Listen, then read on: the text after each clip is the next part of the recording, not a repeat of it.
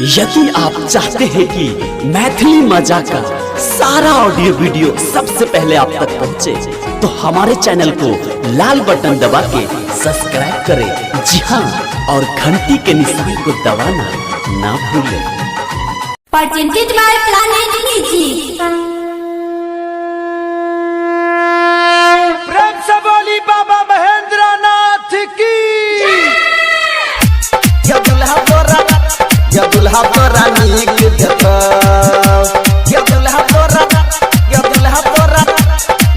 तोरा नीक देता। Planet Music Darbhanga. गजब घर वाला बाबा सुना, या दुल्हा तोरा नीक देता, या दुल्हा तोरा नीक देता। कान्हा पर कांवर ज्ञानी कबर हपाव, कान्हा पर कांवर ज्ञानी कबर हपाव, यही से तोरा नीक हेता।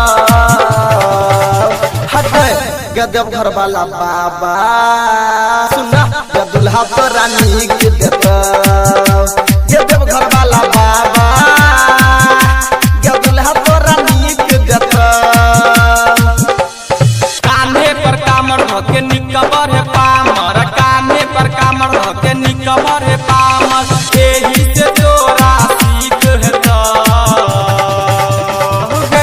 कि देवघर वाला बाबा सुना कि दुल्हा तोरा नीक देता।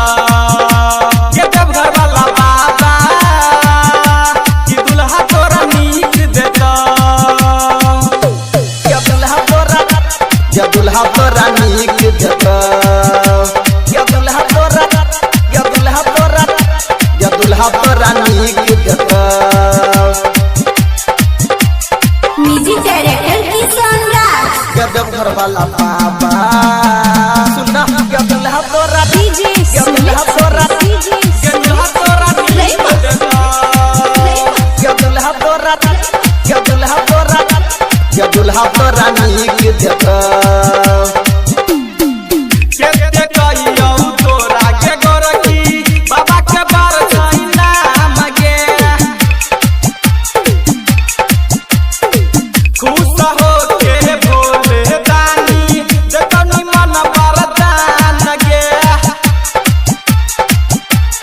हे गोए केते तोरा कहियो के गोरकी बाबा के बर छैना मगे, खुश हो के बोले बाबा देतो निमन तोरा वरदान गे। तोरा जीवन में सब दिन सुख रहता। हगे ये देवघर वाला बाबा सुना, या दुल्हा तोरा नीक देता। ये देवघर वाला बाबा कि दुल्हा तोरा नीक देता।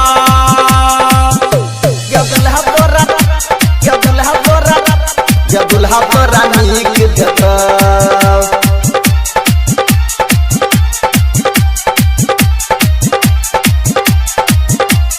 Planet Music Darbhanga. गजब घर वाला बाबा सुना, या डीजे दुल्हा तोरा सुमित या दुल्हा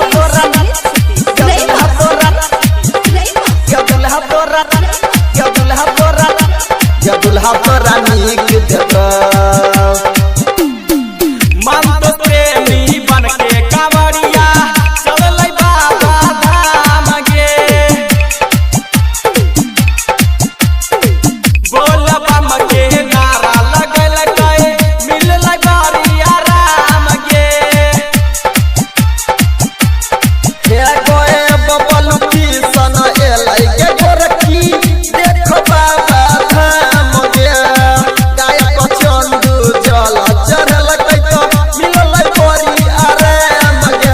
आगे जीवन में तोरा सुख मिलता।